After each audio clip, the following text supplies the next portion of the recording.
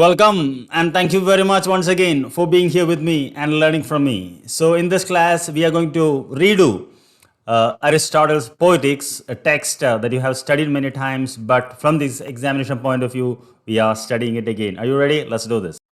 Yes, I have divided the class into what you may call three parts, and this is a bit in-depth analysis of what we are doing. So, as an introduction, you must know poetics. The meaning is from pertaining to poetry, creative and productive.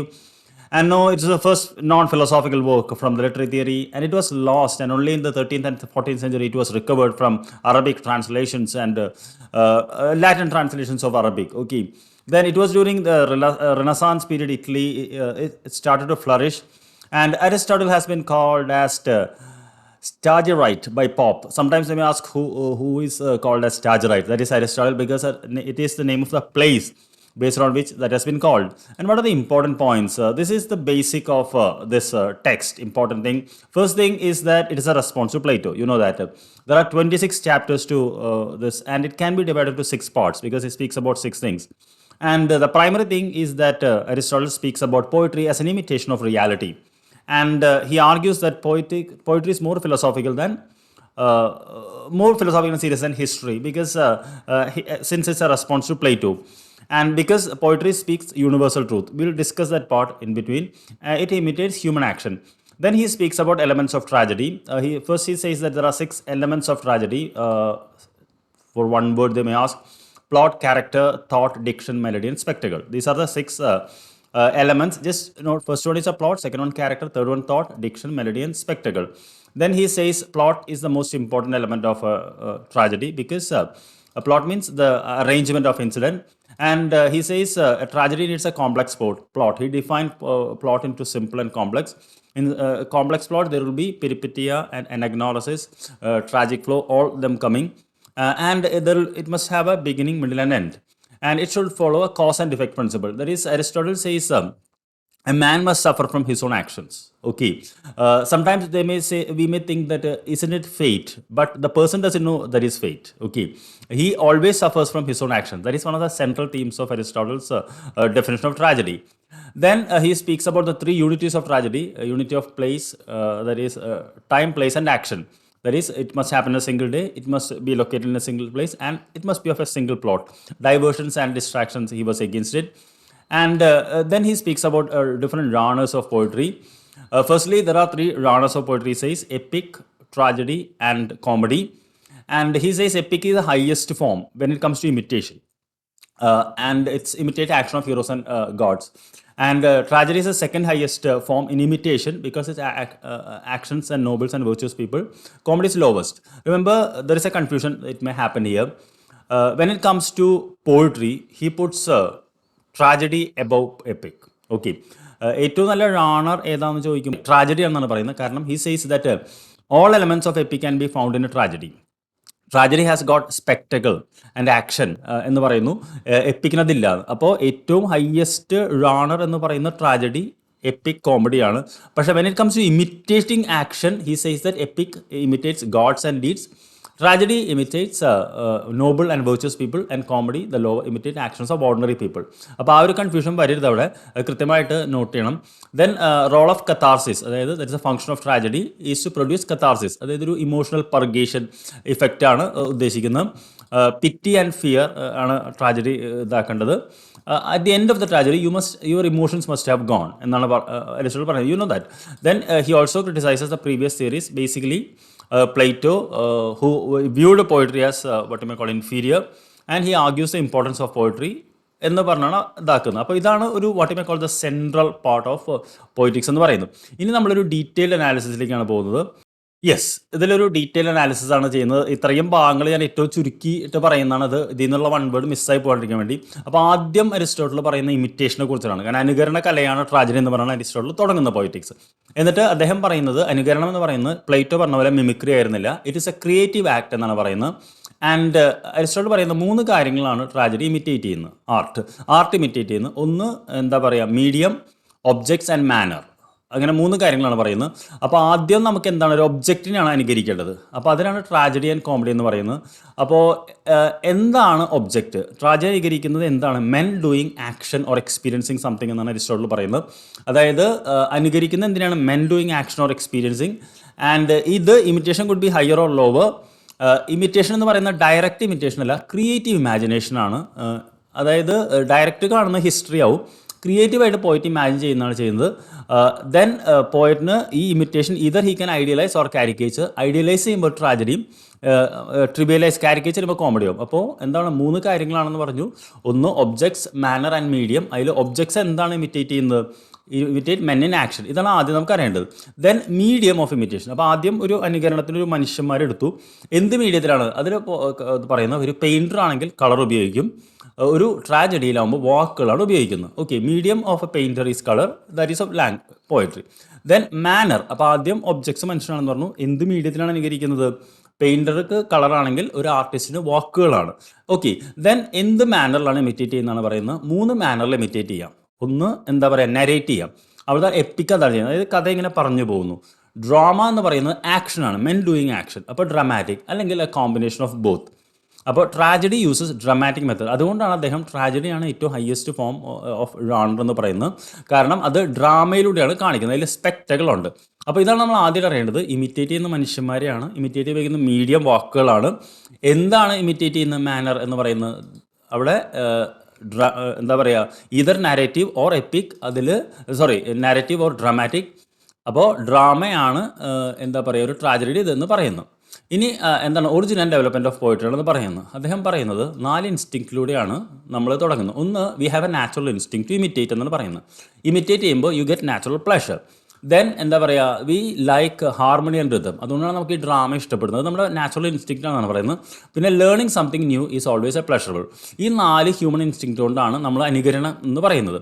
Okay, then എന്താ പറയുക, out of noble acts grow epic poetry and tragedy. ഇത് പറയുന്നുണ്ട്. Trivial action lead to iambs or personal satire. അപ്പോൾ great action വരുമ്പോൾ അത് epic poetry tragedy ആവും. Trivial action ആണ് ചെയ്യുന്നതെങ്കിൽ അത് iambs or personal satire. Homer excels in both എന്നാണ് പറയുന്നത്.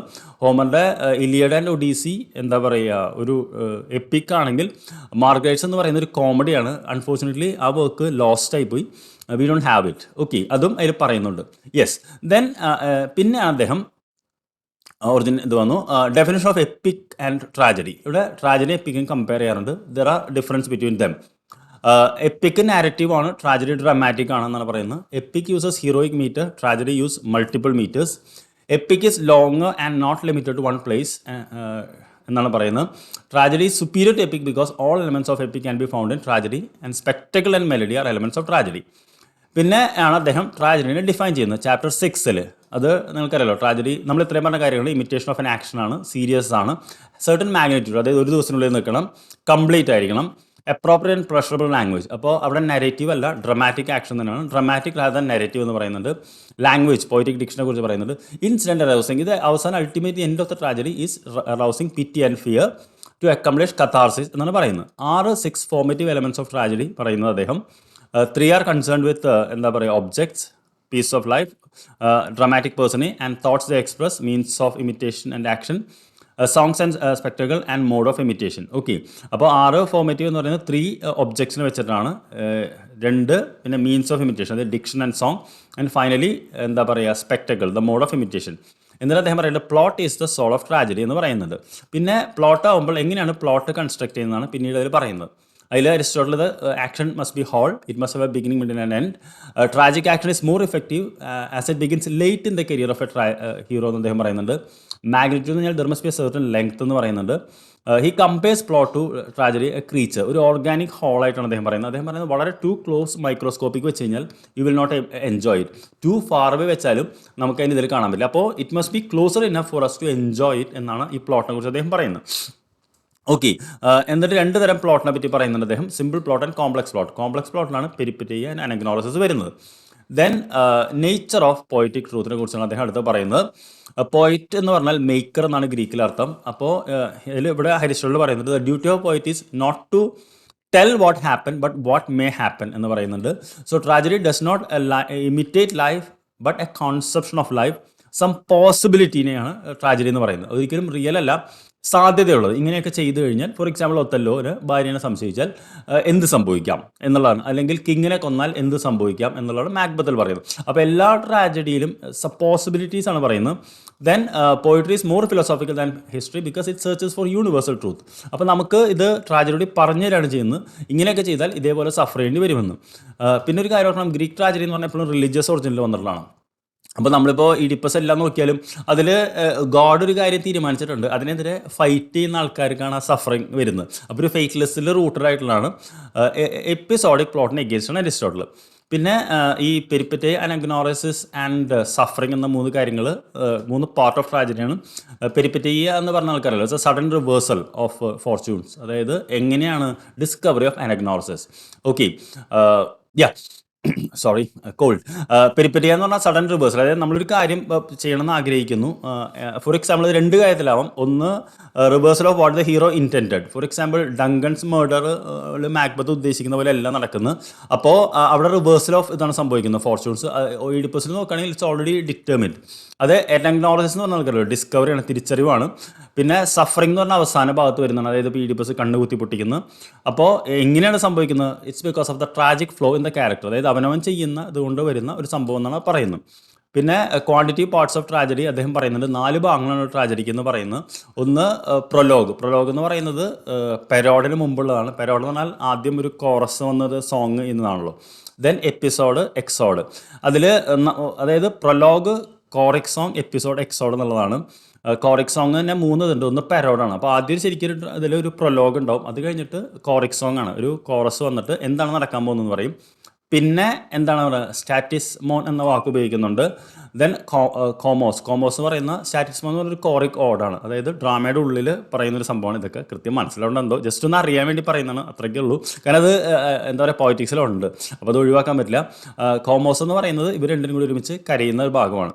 പിന്നെ അവസാനം എക്സോഡ് എന്ന് പറയുന്നത് entire part of tragedy after last song, അത് കഴിഞ്ഞ് എല്ലാം കോറസിൻ്റെ കഴിഞ്ഞിട്ടുള്ള ഭാഗത്തിന് എക്സോഡ് എന്ന് പറയുന്നത്. ഇങ്ങനെ 4 ഭാഗങ്ങളുണ്ടെന്നും അരിസ്റ്റോട്ടിൽ പറയുന്നുണ്ട്. പിന്നെ structure of a perfect tragedy ആണ് പിന്നീട് അദ്ദേഹം പറയുന്നത്. My God. അപ്പോൾ purpose of a tragedy is to arouse emotions and pity എന്ന് പറഞ്ഞു. ഇത്തിരി ലെങ്തി ക്ലാസ് ആണത്. എന്താ പറയുക, 3 types of plot to be avoided എന്ന് അരിസ്റ്റോട്ടിൽ പറയുന്നത്. ഒന്ന്, a good man falling from happiness to misery, a bad man passing from misery to happiness, a bad man falling from happiness to misery. അതൊന്നും ഒരു ഇതുണ്ടാക്കില്ല. Ideal tragic hero എന്ന് പറയുന്നത് an intermediate kind ആണ്. He is not an utter villain, not a good man, an ordinary man like us എന്നാണ് പറയുന്നത്. He must have his weakness and frailties and his misfortunes must be a result of his own actions എന്ന് പറയുന്നുണ്ട്. And this is due to hamartia. Hamartia എന്ന് പറഞ്ഞാൽ tragic flaw അല്ലെങ്കിൽ error of judgment ആണ്. പിന്നെ ഒരു കാര്യം കൂടി പറയുന്നത്, he must be A person who enjoys social status. ഉയരങ്ങളിൽ നിന്ന് വീഴുന്ന ഒരാൾക്ക് മാത്രമേ നമുക്ക് ട്രാജഡി തോന്നുള്ളൂ എന്ന് പറയുന്നുണ്ട്. അപ്പോൾ spectacle and plot are source of tragedy എന്ന് പറയുന്നുണ്ട്. എന്നിട്ട് true pleasure of tragedies independent of spectacle എന്ന് പറയുന്നത്, അതായത് ഒരു ട്രാജഡി വായിച്ചു നോക്കിയാലും നമുക്ക് എൻജോയ് ചെയ്യാൻ പറ്റണം. അത് എന്താ പറയുക, സ്പെക്ടക്കിൾ ഞാൻ പറഞ്ഞല്ലോ, കണ്ണു കുത്തിപ്പൊട്ടിക്കുന്ന, അതിൽ നിൽക്കരുത് എന്നാണ് അരിസ്റ്റോട്ടിൽ പോയിറ്റിക്സിൽ പറയുന്നത്. ഇനി ക്യാരക്ടർ ആൻഡ് എസെൻഷ്യലിസ്റ്റ് കൂടി പറഞ്ഞുകൊണ്ടാണ് അദ്ദേഹം അവസാനിപ്പിക്കുന്നത്. ക്യാരക്ടർ എന്ന് പറയുന്നത് മസ്റ്റ് ബി ഗുഡ്, അതായത് ഹിസ് വേർഡ്സ് ആൻഡ് ആക്ഷൻ തമ്മിലൊരു കറസ്പോണ്ട് ഉണ്ടായിരിക്കണം. മസ്റ്റ് ബി അപ്രോപ്രിയേറ്റ്, അതായത് ഒരു woman must behave like a woman, not like. പിന്നെ if the story is taken from a myth or history, he must be true to the tradition എന്ന് പറയുന്നുണ്ട്. Oedipus പോലെയാണെങ്കിൽ character must be true to life, അതായത് types ആവരുത്. Character must be consistent. അപ്പോൾ ഇത്രയും കാര്യങ്ങളാണ് Aristotle ശരിക്കും പോയിറ്റിക്സിനുള്ളിൽ പറയുന്നത് നമ്മളോട്. ഇനി ഇത് നമുക്കൊന്ന് സമ്മപ്പ് ചെയ്താലേ ഇത് നമുക്ക് മുഴുവനാവുള്ളൂ. അപ്പോൾ നമ്മൾ മനസ്സിലാക്കിയത് അരിസ്റ്റോട്ടലിൻ്റെ പോയിറ്റിക്സ് എന്ന് പറഞ്ഞിട്ട് treatise on literary criticism that explores nature of poetry, drama, tragedy, 3 കാര്യങ്ങളാണ് പറയുന്നത്. അരിസ്റ്റോട്ടൽ പോയിറ്റിനെ ഡിഫൈൻ ചെയ്യുന്നുണ്ട്. It's an imitation of reality, argues that it is more philosophical and serious and history. 6 elements of tragedy നമ്മൾ പഠിച്ചു. Plot, character, thought, diction, melody and spectacle. He considered plot as an important thing. Aristotle 3 ഇതിൽ discuss ചെയ്യുന്നുണ്ട്, place, time and action. 3 genres of ഇതിനെക്കുറിച്ച് Aristotle പറയുന്നുണ്ട്, epic, tragedy and comedy. Then Aristotle true purpose of the tragedy to produce catharsis എന്ന് പറയുന്നുണ്ട്. Then he also criticises his Plato.